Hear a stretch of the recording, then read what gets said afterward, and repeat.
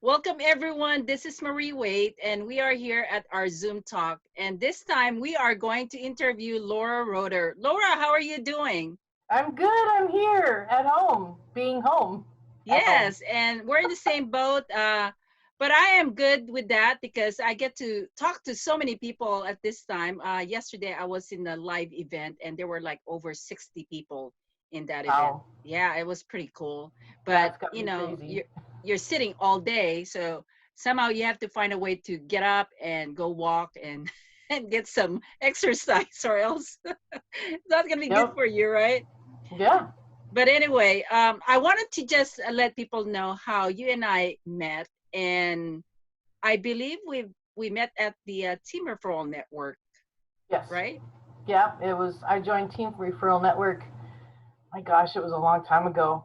Um, 2007, six, seven. Yes, I think it was around that year, and then Mm-hmm. I remember you were representing financial service company, right? Yeah, I was a registered assistant with a certified financial planner, and I joined the group in the hopes to build a book of business while I was working with him under him. Okay, and since then, I mean, you've always been in the financial industry. Yeah, You've never yeah, changed your work. You've been very consistent, and it's really your passion in trying to help people learn about their financial situation. So you've always educated people on that. yeah. I find it really important for people to understand what financial anything is, and that includes insurances. So, yeah, I did. I started off working under a CFP, Certified Financial Planner, and learned a lot. And what I learned from him, and he agreed with me, is that financial plans need to have insurances strategically placed along the way.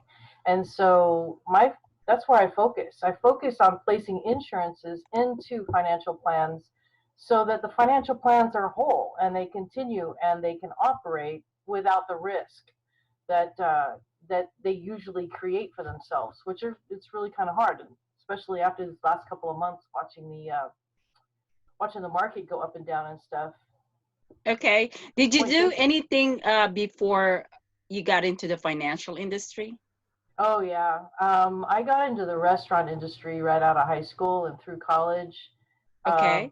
kind of worked my way through the restaurant industry and became a general manager about 27, 28, and really liked the excitement, the ongoing work. You know, you always had the immediate satisfaction at the end of the day that you actually got through it. Yeah. And then I got worn out. How many years? A lot, probably close to 20. Wow. Yeah. That's a lot of Hmm. years. Yeah. Yeah. You could be a Usually people, consultant for restaurant. no, No? no, no. It's funny because I never really left the food industry after I left the restaurants. I wandered around a little bit and then actually went into food distribution. And as a sales rep, you go in and you have so much knowledge of as what's going on in the restaurants and stuff, but then you're there to sell a tomato sauce or a pepperoni or green Okay. beans. It doesn't matter. And I had so many people mistaken me for a chef because I just had the knowledge. But if you're not in it constantly all the time, educating yourself and stuff, you quickly lose what's fresh, what's going on, that kind of Okay. stuff. So being a consultant I would be too far away for that. Okay. And so how did that happen from restaurant to financial? What kind of drove you to financial? More of my own personal want to figure it out. I really didn't have any leadership in that. No, there was no coach or anything. So, as a general manager and as young as I was as a general manager, the company I worked for implemented some 401k plans and retirement plans, and employees, were able to qualify because they were working a certain amount of hours. And so they started coming to me and asking me a lot of questions. And as a general manager, they're looking to you to make answers. So, I was just like, okay, well, let's figure this out. And I would go on this little journey. And then I realized, I realized a couple of years into the last restaurant I was in, I'm either going to make it up the next level into the district managing and that kind of stuff and less time in restaurants and physical work, or I was going to need to find something different. And the time came for me to find something different. And I was already talking about financial stuff to people. It just kind of made sense to me. It's like, well, I already like it, so I'll just kind of wander this Oh, way. I So see. that's what I So, did. so there was some passion to get into that. And so when you got into the financial industry, what are the things that you discovered from it that you didn't know before? That it's absolutely relationship based and that it's absolutely individual, meaning that every single person, every family needs its own plan. Everyone needs their own ideas to be put into play, and they need to have somebody who's willing to walk them through it, guide them, make sure that they're not just jumping off the deep end into something crazy. But the biggest thing is the relationships. Okay.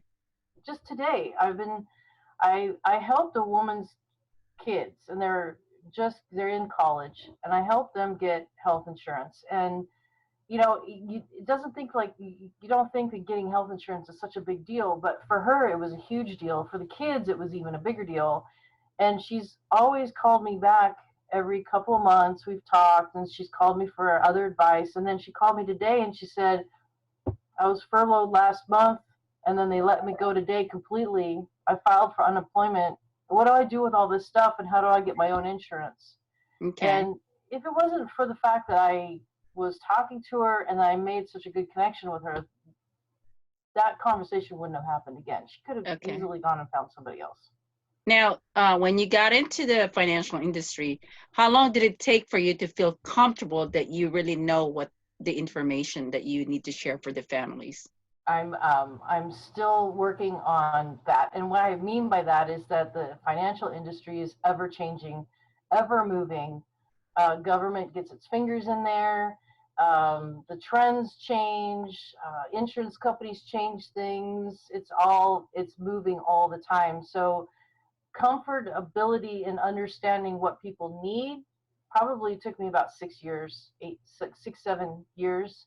Now I'm comfortable in understanding and wanting to help people, and then I know, and I have the right contacts now to go find the right products to fit the plan or fit the need or something like that. So 6 7 years probably to really get comfortable. But Okay. to be honest with you, anybody that's comfortable today, there's a lot of motion going on out there, so you have to keep your Yeah. eyes open.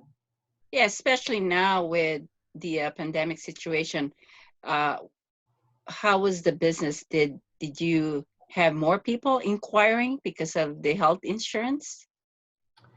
It's interesting. I crouched down and I was getting ready. I was kind of getting in that fighting mode to get this onslaught of people needing help and that kind of stuff. And 2 or 3 weeks into it, I started reaching out to people and saying, "Are you Okay. okay? Is everything doing all right?" And I got one of the best compliments. And the guy's like, "No, Laura, you taught me. I know this is temporary. He might be 6 months, but it's temporary. We're gonna be okay. And I'll call you when I need you. I promise." And that was a good feeling. Okay. So people are optimistic. They're not worried and So, well, some are, yeah. but like I said, the ones that I did get a hold of, the people that I have spoken to, Okay. they're really taking a good adult look at this and saying, okay, what is it that we need to do? Um, I can honestly say that most of my clients that I spoke to and the people I spoke to, they were not the ones that were going out and buying 36 packages of toilet paper. they were not they were not overreacting. Yeah, They were yeah. being cautious. They were being smart about it. They were looking at their situations. They were trying to figure out how long can we go? Do we need to apply for this? I mean, there was a lot of good thinking going on, Okay. which I was really impressed. So since you're continually learning the industry, how do you get your clients up to date? Up to date. Well, a lot of clients, they get a monthly newsletter from Okay. me. That seems to be the best way for me to actually get information out there. Okay. A lot of people, I do also have a quarterly letter that goes out that some people like the business owners and stuff like that. It's a little bit different. Um, so that's how I communicate with them. Okay. Well, Um, that's good. So yeah. you have them in a attached to a newsletter where they can get updated information from your from Hmm. the financial industry. That's good because Yeah. some people I know that once they get their transactions, like they never hear anything from them anymore. And you that's know? why I said it's a relationship business.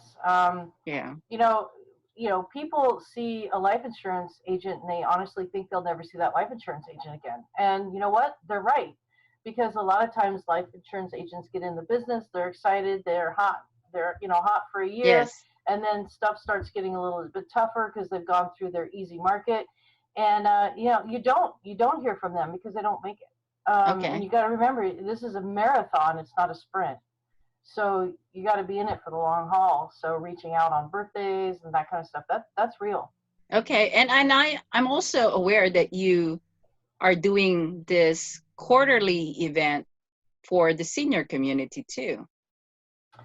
Yes. So that's Yes. an event that we're calling Aging Gracefully, or Gracefully Aging Gracefully, Yes. um, and that is designed for both adult children and their senior parents. And this is something that's near and dear to my heart, and it cuts real close because my mom had a stroke in December, and so now I'm actually living my concept, or the Hmm. concept that we have. But basically, we tell a story about what it means to age gracefully, and what does that picture look like, and what are the options that a senior can make, in that path, and at what Hmm. time and what's available. And so we start off with, I don't want to get too detailed, but we start off with just talking about Medicare, and then we talk about what does it mean when you really can't live alone, or what does it mean that your assets that you've worked so hard for are starting to drain. What other options do you have, whether it be a reverse mortgage or maybe there's something else going on. And hey, let's think about long-term care, which is usually where, that's my heart right there. Is, you know we have people that are living longer and longer every year. And the question is, do you have quality life or do you have quantity life?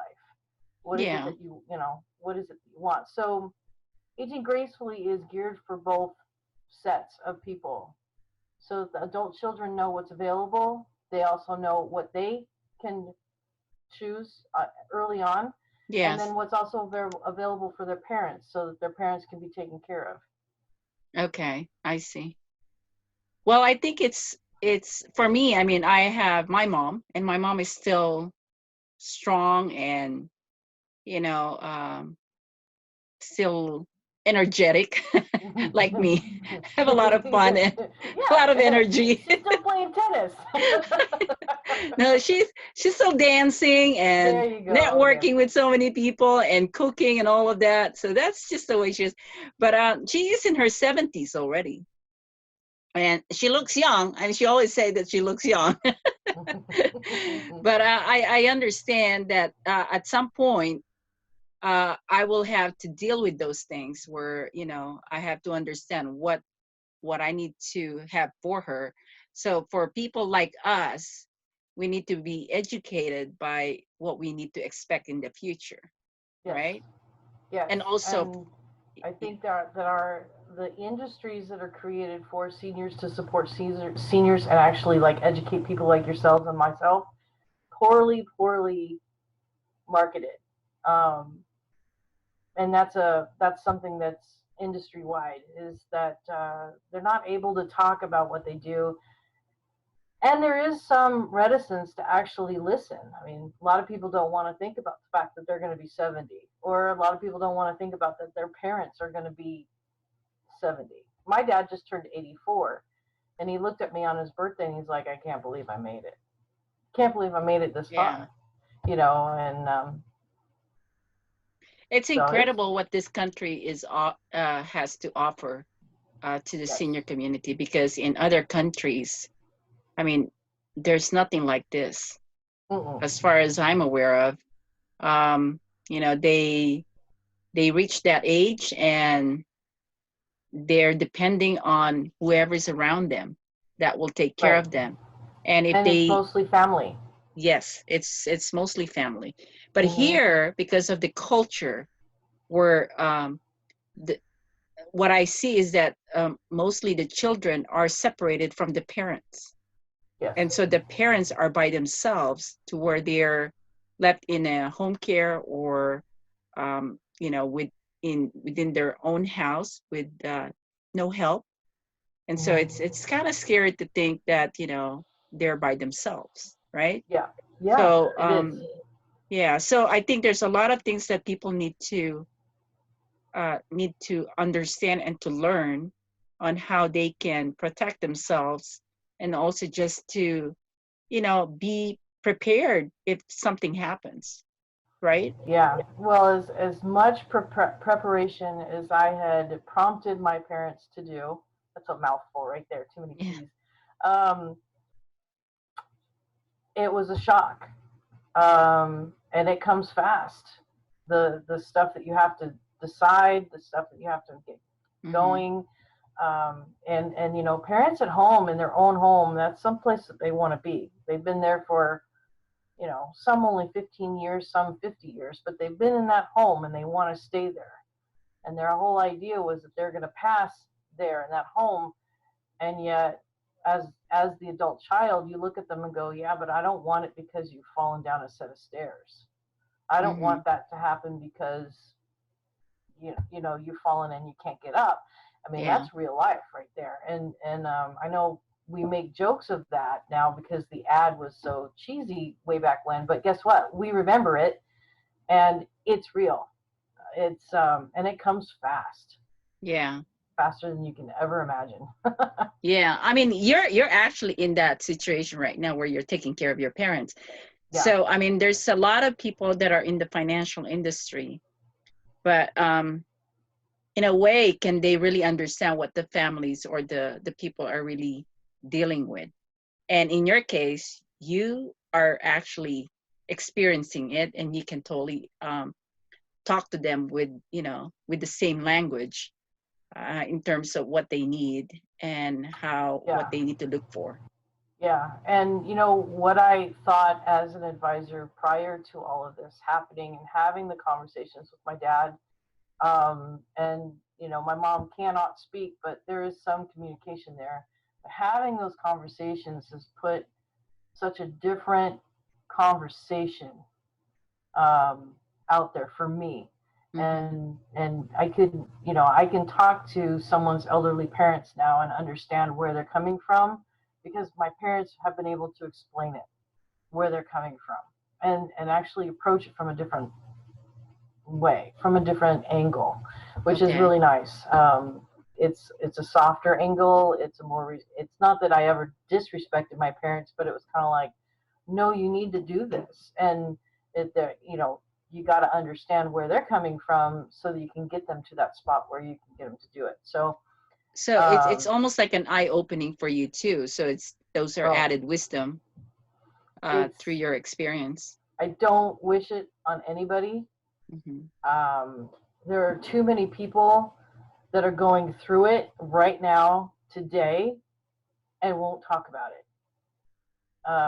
It's a very stressful situation, and I don't know why people won't talk about it. There's no shame in taking care of a loved one. There's no shame in that. There's I think no. there's you think a denial kind of a situation. I think that denial does have something to do with it. I know that at a certain point in time, I wasn't even taking phone calls because I was so busy trying to get everything into place, because I figured if I could just get everything in place, then I can move on, with everything else. But life doesn't work that way. And so I'm still just trying to get things in place. And, now I'm a little bit more lax about it. I've lost a couple of hairs and turned a little bit more gray, but, life isn't pretty all the time. Sometimes it's just darn out messy. Yeah. But luckily, I had managed to get some things through to my parents. And so we did have some things in place. Okay. And mom is safe. And, we can't see her right now because she's in a facility. But I do want to say something, that we have cultures within our country that care about their parents and care about their seniors. Mm-hmm. And a lot of those women and men in those cultures are now in our senior care facilities, and they treat our parents well. And Oh, my mom is being treated incredibly well by these people, and I am so grateful for them. that's So good grateful for them. because I've seen some stories, Oh yeah. some posts in social media that was pretty horrifying, and I'm like so worried for some of those people because of how And they're being treated. yeah, and the I think to that point is the stories that come out of there, and I might be talking a little bit out of turn, but my mother is in we're paying Mm-hmm. for this. Insurance is not involved, and neither is the state. So we're not using Medi-Cal, we're not using Medicare. My father's paying the fees, and so the facility, you know, that's a big chunk of change every month. Yeah. And I don't have any problems telling you that $7,500 a month is what we pay for my mother's care. Wow. With that $7,500, though, where she's getting an individualized care, if if you don't have that choice and you go into a state-run facility, you are in a facility that's being run on a bare bones budget. Some of the CNAs and the nurses have double the amount of people that they should have to Yeah. take care of. They do everything that they can do, and they're trying. But you still have stories that come out of it. So it's, that's why the long-term care for me becomes such a passion, is that if something happens to you or me, Marie, Mm-hmm. do you want to have someone else make that choice for you as to where you're going to go, what bed you're going to sleep in? Or would you rather have that choice to go into a facility of your choice or your family's choice, knowing that you're going to be safe there? And I'm not saying that state facilities are not safe. I'm just saying that they're overworked. Those people are overworked. I really honestly don't think that any of them are paid enough. Yeah. Um, and so I advocate for choice. Make it so that you can make those choices. I see what you're saying. That is actually good for me to understand that. I've always heard about it, but I didn't really understand why I need it. It was because, the thing about, hearing it from people, and you're networking and you're busy talking to so many people, nothing is going in my brain because Yeah. I'm so busy. But having this one-on-one talk and really hearing from you why I need it and understanding what the story behind it and why you need to be prepared and you need to be looking at your future is important. So I'm It glad is. that we had this call. I'm really going to think about it this more because I think it's something that now I'm thinking I don't want to be in that situation. And well, I want to be that's more the thing. secure, and I'm a control freak. I like I like to be in See. control of my future. Not really a Yeah, I control mean, freak. Someone if you called me a don't, control freak one time, but I am not. wasn't me. It wasn't me. I swear to I God, know, it I wasn't know. me. No, it is something that hits people hard later than sooner, and it should be a dialogue that's being had. And if you're married, husband and wife, Yeah, couples, you should be talking about that in your 50s and figuring out what it would look like for you and what is it that you want. it needs to be put on paper. So that means that there's an estate plan. There needs to be medical directives. There needs to be all those different things put into place. And the problem is that we drag our feet, we drag our heels, and we drag our heels again. And then we get to 70, and then all of a sudden things start happening. And then all of a sudden somebody else is making those decisions. And like my father and I, we went around, and trust me, we're both fireballs. So, I was telling him this is what we're going to do. And he goes, no, I'm still with it. I can still make decisions for myself. And it's like, Yeah. okay. I'm just grateful that my mom and dad both listened to me 2 years ago, and we actually got some things in place. Not the whole Really? plan, Wow. but we did get things in place so she can have the care that she needs. Because otherwise, to be honest with you, you and I wouldn't be having this conversation because I Mhm. would be her full-time caretaker. I see. Wow. Yeah. Well, it's so good to really see that and understand. I hope people will listen to this video and watch it, and so and give them some kind of realization that this is a part of what they have to make decisions on for their future, and really 100%. understand how important it is. Now, Laura, if anybody needs more information, how do they get hold of you? I do have a website. It's tfpartners.net, and I'm under the Our Team part, under Laura Roeder. And then also I have, my phone number is 951-602-5819. And I'm Okay. also on Facebook, Twitter, and LinkedIn.